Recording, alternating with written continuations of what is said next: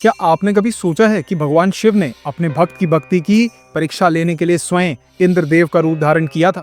यह कथा न केवल शिव की लीला को दर्शाती है, बल्कि यह भी सिखाती है कि सच्ची श्रद्धा कैसी होनी चाहिए। नमस्कार, मेरा नाम है साहिल और आज हम जानेंगे बहुत समय पहले एक छोटे से आश्रम में महर्षि व्याघ्रपाद के पुत्र उपमन्यु रहते थे। एक दिन उन्होंने देखा कि एक गाय अपने बछड़े को दूध पिला रही है। यह देखकर उनके मन में भी दूध पीने की इच्छा जागी। वह दौड़कर अपनी माँ के पास गए और बोले, माँ मुझे भी दूध चाहिए।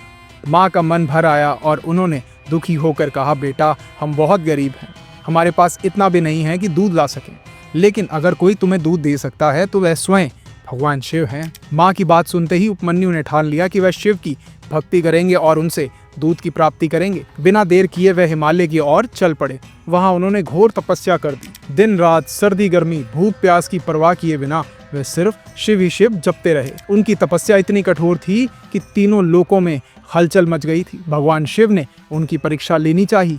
शिव जी देवराज इंद्र का रूप धारण कर उपमन्यु के सामने आए और बोले, हे बालक, इस कठिन तपस्या को छोड़ दो, मैं तुम्हारी सभी इच्छाओं को पूरी कर सकता हूँ।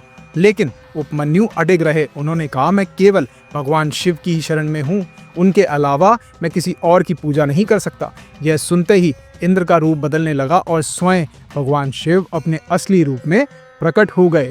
भगवान शिव मुस्कुराए और कहा, बालक, तुमने मुझे अपनी भक्ति से अतः प्रसन्न किया। मैं तुम्हें आशीर्वाद देता हूँ कि तुम्हारे आश्रम के पास मैं और माता पार्वती सदा निवास करेंगे और तुम्हारी भक्ति का प्रमाण देने के लिए मैं सुरेश्वर नाम से प्रसिद्ध होऊंगा। उपमन्यु को दूध ही नहीं बल्कि अमरता और अपार ज्ञान का वरदान भी मिला।